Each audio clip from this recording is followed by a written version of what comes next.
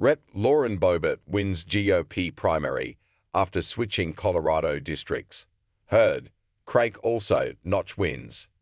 DNVER-AP. U.S. Rep. Lauren Boebert won Tuesday's Republican primary in a U.S. House race that she jumped into last year, surviving a scandal over a video of her at a Denver theater and accusations of carpetbagging after fleeing what could have been a tough reelection bid in her current district. Boebert's resounding win over 4 other candidates in the new district across the state from where she lived before showcased her political cachet among Republicans and positions her for a likely easy win in the November general election. It was also a victory for the far-right flank of the House GOP, a group that takes no prisoners, makes no concessions, and stays on the attack. Taking the stage at her election night victory party, Boebert wore a pair of reflective gold sneakers sold by former President Donald Trump, and a white "Make America Great Again" hat with his signature across the bill.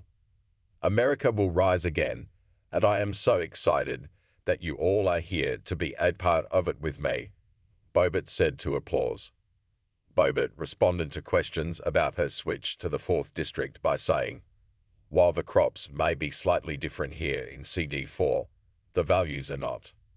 She promised to fight for policies including shutting down the southern border, and also signaled that she intends to continue her combative style.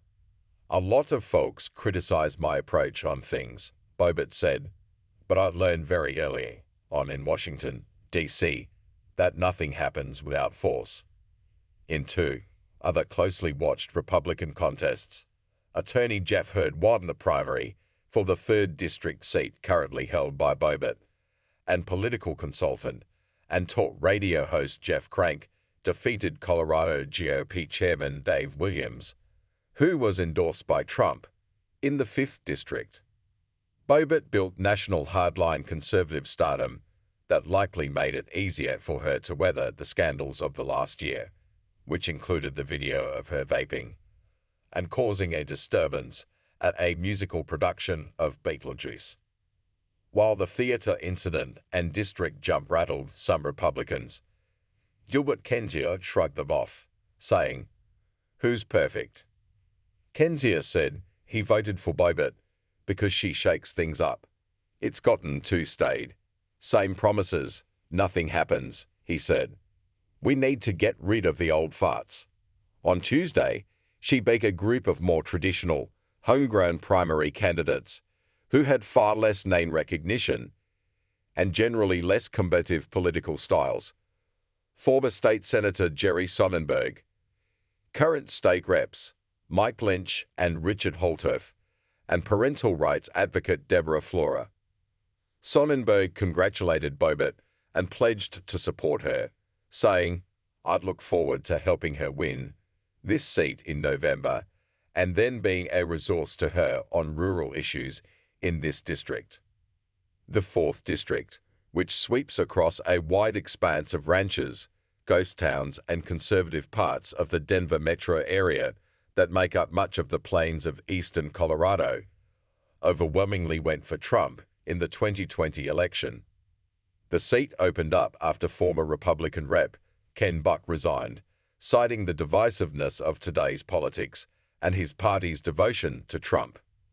In a special election Tuesday to fill the remaining months of Buck's term, Republican Greg Lukers, a former mayor of the city of Parker, beat a Democrat and third-party candidates.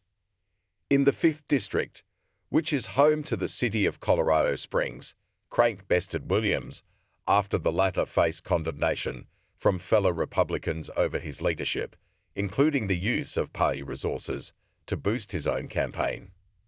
Crank said Tuesday night that he looks forward to being his district's conservative voice in Congress and urged Republicans to unite behind Trump.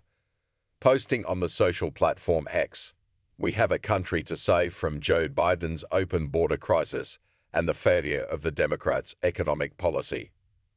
Williams, a former state representative, has tried to realign the state GOP with the far-right flank of the National Party. In recent GOP communications, he called people celebrating Gay Pride Month godless groomers and urged people to burn pride flags.